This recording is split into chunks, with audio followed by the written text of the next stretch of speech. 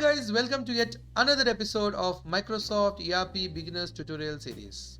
So in today's episode, we are going to continue our discussion about the financial dimensions that we have started in the previous video.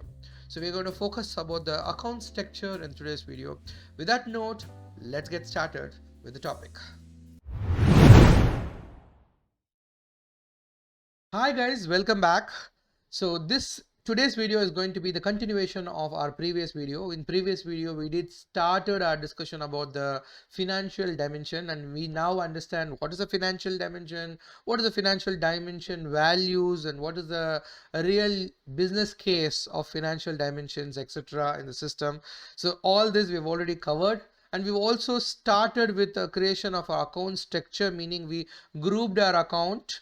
Like we grouped all the 1 series together, 2 series together, 3 series together. We created 4 different groupings within the account structure for asset, liability, expense and revenue. But we haven't linked those main account with the financial dimension. That's what we are going to do now. And then we will try to post a transaction and see how does the financial dimension works within a transaction. That's going to be the agenda for the day. So let's get started. So I'm going to get into the general ledger module, and if you remember, we have actually within a ledger we have associated 4 account structures, and this one has all the main account of asset, liability, revenue and expense. So let's get into the expense one, because the expense one is what we didn't activate in the previous session. So here we have the account range from 300,000 to 39999. So the double dot here represents they are continuous. There's a starting number and the ending number. Until this, they all fall under this particular rule that I'm going to set up. And this particular rule that we will be setting up is only active from this date to this date. If I do not give any date, then they are active forever. So now I will be setting up a rule that this account will only have so and so financial dimension rule. Okay. So for that we have to go and add a segment. So in this case, I'm only going to add my department as the financial dimension. Whenever I have an expense account in a transaction, it could be a purchase order or sales order.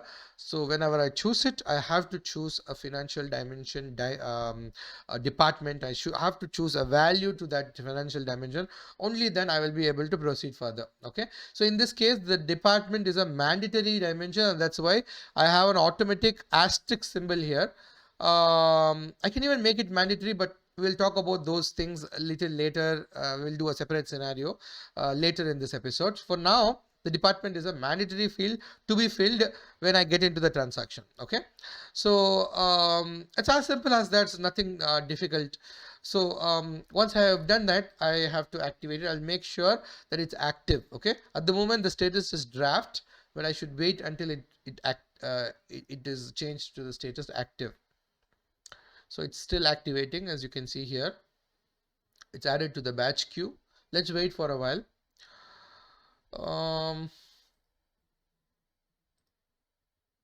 So once it's active, then we will be able to start using it. Okay, so meanwhile, while it is activating, let's go to the next tab. So one thing I wanted to explain you is all this while we'll be doing a lot of transactions. We'll be doing a purchase order transaction, but we haven't started with a sales order module yet, the sales and marketing module. I wanted to actually create a sales order now and show you the financial dimensions within a sales order transaction, but unfortunately we still are yet to do all the basic setups in the sales and marketing module. For those who are following me from episode 1 until now, you all know that until today we have only covered the procurement and sourcing, product information management and inventory management modules deeply. We haven't entered into the sales and marketing module yet. So I have not yet created a posting profile. So for now, I cannot create a sales order in the system because I do not even have a customer master. So we will start all of that later in the series. So in order for me to show you the financial dimension in a transaction level, I really don't want to go to the purchase order again, because we covered a lot of scenarios using a purchase order. So I'm going to use something called as a general journal in the general ledger module. This also, gives you an opportunity to learn something new, a new topic about general journal, because we never covered all of that. So I'm going to post a transaction using a general journal today, and then I will demonstrate you how does the financial dimension helps us within a transaction. Okay, and before getting started with the general journal, which is available over here in the general ledger module, it's general journal. So before I get into the general journal, I also want to give you a small introduction to it. So all this while we've been using purchase order, and we've been doing a lot of transactions using a purchase order. Like for example, whenever we do a purchase payment, let's say for example, we haven't covered the payment part, but just for example, let's say we are doing a payment journal to a vendor and doing a payment to a vendor. So normally what happens is, we have a vendor account, we have a vendor account balance. It's normally called as a sub-ledger transaction. So all the PO transactions are sub-ledger transactions. So the vendor account do have its own vendor balance, and that vendor balance reduces because that's a liability, and that reduces because I'm paying back to the vendor, and my bank account on the other side will also reduce because the money is going from the bank account, right? So the vendor side is reduces by debit, because the liability account reduces by a debit. So there will be a debit transaction posted to a vendor balance, and there will be a credit transaction from the bank. So there is one debit side, one credit side. So the accounting equation is balanced. So that's how it works when I do a payment, right? But the balances and everything are happening at the sub-ledger level, that is within a vendor account. If I get into the vendor account, vendor master, and check the vendor balance, the vendor balance will go down. But what is really happening at the back end is, even though the sub-ledger balance is reducing, at the end of the day, ultimately when I get into the voucher and check that, you will always see that the ultimate transaction is getting posted to the general ledger related to that particular sub-ledger, that is related to that particular vendor account. If you remember and try to recollect our memory, we have created something called as a vendor posting profile. So within a vendor posting profile in the accounts payable module, we did create a vendor group. Against every vendor group, that is one vendor group may have 10 or 15 different vendor account. I have mapped one GL code, that is one main account, which will have the balance of all the consolidated vendors, right? But the vendor level balances are maintained at the sub-ledger level, and the consolidated balance of all the 15-16 vendors together are getting posted to a main general ledger account. So normally, why do we have the concept of sub-ledger and the ledger is, it is impossible. Let's say I have 10,000 vendors. It's impossible to create 10,000 main account to directly go and post into the relevant main account to represent each vendor, right? So normally we prefer that the sub transactions are consolidated at the sub ledger level, and ultimately all the sub transactions getting posted into one main account at the end of the day. So this is a concept of sub ledger and ledger, just in case if you are new, in a very high level. So all the way today until today, we've done a lot of sub ledger transactions, and we've posted everything to the vendor level, vendor account level. We haven't directly posted anything to the main account yet. So we are now going to do that using a general journal, meaning I can even replicate this scenario by choosing choosing a GL code which is related to the vendor at the debit side, and I can choose a petty cash account at the credit side and post it to replicate the same scenario using the general journal journal entry. Okay, so we'll see the general journal, how it works and how it looks in a while.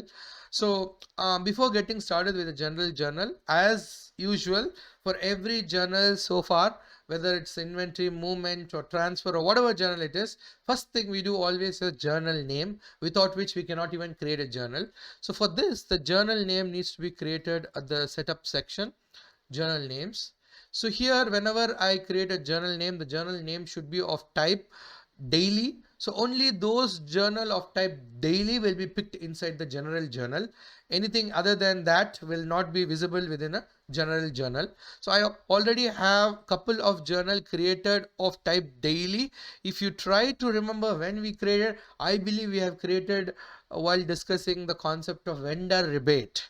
So maybe I will put I button on the top. If you don't remember, you can go back to the vendor rebate concept, try to understand and come back here and why we created it. Okay. So anyways, so now let's create a new journal name for our future transaction with the general journal. So click on that. Let's say daily as a name. Okay, daily, and the journal type should be daily, and we have to create a voucher series. So I'm going to use this voucher. This is very significant. We know about number sequence. This is actually serves as a number sequence for the the lines that we will be adding into the general ledger. I will show that shortly. We might come back and change this number sequence. So yeah, so that's the number sequence, but there's a concept of approval workflow. All this I will explain you, don't worry. We will get deeper into the general ledger module later, but today's focus is the financial dimension and how it works in transaction, right? So let's focus on that. So for now, I think this is good enough. So just save it and let's go to the general journal. And in the general journal, just click on new, and you can see all the journal names which are daily. For example, this one is actually having a journal type vendor invoice, and you will not see that here because it won't show. It will only show journal type daily. Okay, so in this example, I'm going to pick the daily one, and we need to add a lines here. So click on that, so it will get into the line section, and you see the voucher number. So this voucher number is actually coming from the number sequence that we set up here. Okay, so the voucher number is very, very important. Here the voucher number starts with the company name ADC -000, that's constant -000. But the voucher number is very important in future to understand when we get into the transaction. It will help you to understand the transaction is coming from where, from the general journal, or how does the transaction is coming into the voucher. So it's very important that you have a proper voucher number. So it's a good practice is to based on the customer's requirement, you can prefix it with a proper prefix. It could be it could be GL in this case, to just represent that it is coming from the general journal. So that's very important. But in the future we will do a lot of things with this. So in order for us to be useful in the future, I prefer that we right away change the number sequence very, very quickly. So just go view details. I'm not going to explain all this because we know all of this. We have seen this.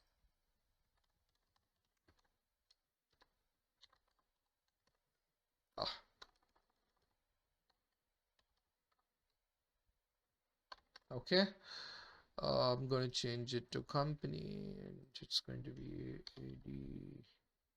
ADC, and this one I will change to, or not this, constant. Let's make it GL/9. That's going to be the new sequence, and let's make it continuous, and that's it. Save it. Let's copy that and just remove this and paste it. Okay, so that's done. Okay, this one, right, this field, it's also associated with the voucher. I'll explain that in a few minutes, so just remember this. Okay, okay, let me just save it and go back, and here let me do it again.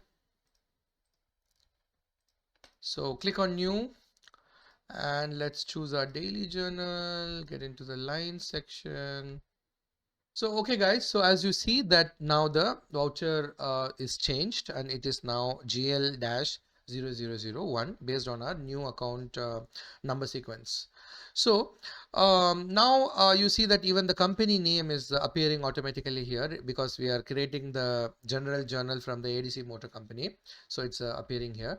And if I click on this, the system will show all the main accounts that are a part of the chart of account belonging to the ADC Motor Company. So how does the system knows that all these are the main account linked to this ADC Motor Company? Is because of the ledger setup that we have done. Like for example, in this particular ledger, which is a part of ADC Motor, we have linked the ledger with this particular chart of account, and within this chart of account we have defined all of this main accounts. So that's how system knows that these are the main account that it needs to be displaying for the ADC Motor Company, and so I see all the same main account that I have defined inside the chart of account. So likewise, yeah, so that's about and one more thing is, how does the general ledger in future also will know that what is going to be the financial dimension structure? Is again the same answer. I'm tagging in against the ledger. I'm having all the financial dimension rules over here, and that's how the system knows in the transaction level on what will be the financial dimension rule applicable. Okay, we will see that now. So when I click on down arrow, so what I'm going to do is I need to pick an account here. So this account will be either credited or debited based on whatever value I give, and then I will need to pick an offset account. Okay, so let's do one by one. So in this example, I am going to pay a rent to my building. Okay, let's say I have a building for my department and I'm going to pay the rent for my building which is belonging to my department, and I'm going to pay the rent as a cash from my bank account. So let's do that using a general journal. So now let's choose a rental account. So as soon as I choose the rent account, which is a 3 series, meaning it's an expense account, rent is an expense to my department, right? So as soon as I choose that GL code relevant to the rent, the first thing what happens is it says to fill in the department, and it shows all the department values. This is a financial dimension and this is a financial dimension value. Let's say I don't want to fill it, then it says the blank is not allowed, because you remember account structure, like here for the expense we have added department and there is an asterisk here, which means that it is a mandatory field. The blanks are not allowed, right? So that's the reason why the blank is not allowed. So in the business, there could be a scenario where in some transaction you would you want to fill the department, but in some transaction you necessarily not fill it. So in such cases, if you want to give such a flexibility, we need to make it as optional. We will see that in a while. Okay. For now, let's fill it because it's going to be mandatory for us. So I will be choosing a department. In this case, we have created this department, I think, service department. Okay. So that's going to be the financial dimension. So I will be paying around $3,000 as my rental, and I'm keying in at the debit side. So whatever I key, whether I key in at the credit side or debit side, if I key in at the debit side, this account will follow the debit transaction. Okay, this will be 3,000 will be debited to this account and this department. Okay, on the other side, in order to balance the accounting equation, whenever there is a debit posting happening, there should also be a credit posting happening, right? So there is always two impact. There is always an equal and opposite account that is linked to the general journal. So at one side of the accounting equation, we are debiting the expense. On the other side of the accounting equation, we are crediting the bank. Okay, it's a rent to cash. So so let's go and choose a petty cash account. That's going to be the asset account. So asset, I think, yeah. So I'm also choosing that. Yeah. So this is done, and now I can just go and post it.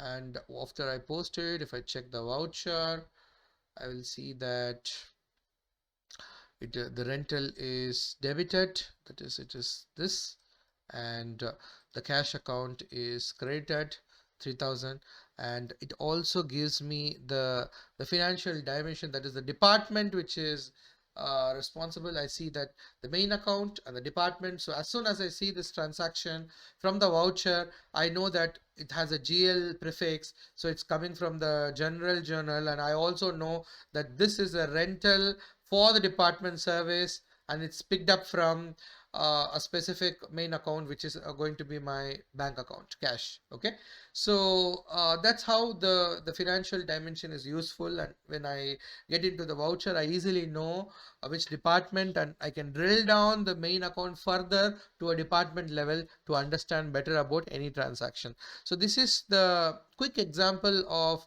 how financial dimension can be used during the transaction. So now let's try to make it as the non-mandatory and try to do the transaction. But before that, I also want to tell you about something more about the vouchers, right? So let's say let's create the a daily journal and get into the lines. So this is nothing but it always picks up the today's date, and this is your number sequence. It's the second one, so it's coming up with the number 2. So here, let's say that I'm not filling anything. Okay, I'm not filling anything, or let me fill some data. That is, let me pick the rent. Okay, department. Okay, so if I key in 3,000 here, then this account will, instead of debit, gets credited, and the other account will get debited. Okay, it is either ways, based on the accounting equation. You can put a credit or debit based on what you want to achieve. In this example, we are trying to debit the rent and then credit the bank, right? So we are putting in this manner. Okay, so as soon as I key in and fill in the data, there is a voucher with the number GL00002 created, right? So now if I choose the next number, it will be 3. Okay, because I can post multiple transactions within one general journal as well. So it is now uh, giving me a new voucher number, which is going to be number 3. Okay, but let me delete all of this, and let's just add a line, a blank line. It comes up with 2, right? Now I'm adding another blank line. In this case, it doesn't comes creates 3. It still shows 2. And let me create another blank line. Another blank line. All of these lines are 2. Why they are 2, and why in the previous transaction when I created a new line it's becoming 3? That's because whenever the transactions are blank, then the system thinks that both are part of same transaction, because it is also possible that in one side I'm choosing rent and I'm keying in the financial dimension. Okay, and I'm posting the debit of 3,000, and instead of keying in as offset for the same line, it is also possible that I pick my cash account, that is my petty cash, and do a credit here as well. So even though there are 2 different lines, the voucher is same because they represent the same transaction, right? So I can either do in the previous way with the debit and the credit. Whenever you fill in the debit and the credit and add a new line, the system understands that the next line is not a part of the previous transaction, it's a new one. So a new number sequence automatically creates. But in this example, whenever it is blank and you create a new transaction, the voucher number will remain the same. Now I create there is a new voucher number, because the accounting equation is already balanced here. System knows that the next one is going to be another transaction that I'm trying to keying in, so the number sequence changes. So this logic, if you want to apply, mostly this is what the setup that we do. If you want this setup to be written, then in the general journal names, against our journal name here, you need to go with the in connection with the balance. Okay, you need to choose that. But just in case if you choose one voucher number only, then every time you create a new lines, there will be a different voucher number created. And the manual is the manual method. You can just you can just manually need to key in the voucher. You can try all of that in your test environment later after watching this episode. So this is what we normally choose for the gender journal names. So that's the logic behind this, the voucher number. Anyways, so that's what I wanted to just quickly show you. But now let's go back to the uh, accounting structure again, to the ledger against here. Let's make this as not mandatory. Okay, uh, the blank, oh sorry, choose the department, the blank values are allowed. So then let me activate it.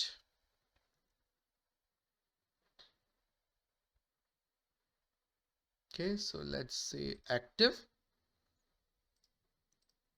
And I think even for asset we do have a account. Okay, in this case both of them are not mandatory anyways. So yeah, um so what I did is I have made as, the blank values are allowed. So meaning when I make it as a blank values are allowed, the asterisk symbol changes to this symbol. So that way, that's how we know that these two values are not mandatory. Okay, so anyways, so I have done it for the expense account as well, so we know that the department is no more mandatory now. So if I now go and save it and get into the journal and try to create a new journal, maybe I will start from the scratch. uh, Refresh this one, delete, new, daily lines, yeah, this one, and I'm going to choose my rental, that one. Oh sorry, yeah, I don't need to fill the department here, it doesn't gives me any error. Likewise for this one as well, the um, cash account, you don't need to fill anything, doesn't gives me any error. And here 3000, and here yeah, so the account is already filled here, right? So yeah, now post it. So the problem now is there's no financial dimension. So if I get into the voucher, I will not be able to understand the the full picture of, rental is paid for which department, and the cash is going for which cost center, etc. So this is when my financial dimensions are not mandatory. Okay, in future we will do the same using the sales order, we will do the same using the purchase order as well. So this is the concept of financial dimension. But of course we will go even more detail in the next episode about the financial dimension. This is just a few basics about the financial dimension. Hope you enjoyed this episode. See you again in next episode with few more details about the financial dimensions. Thank you for watching this episode.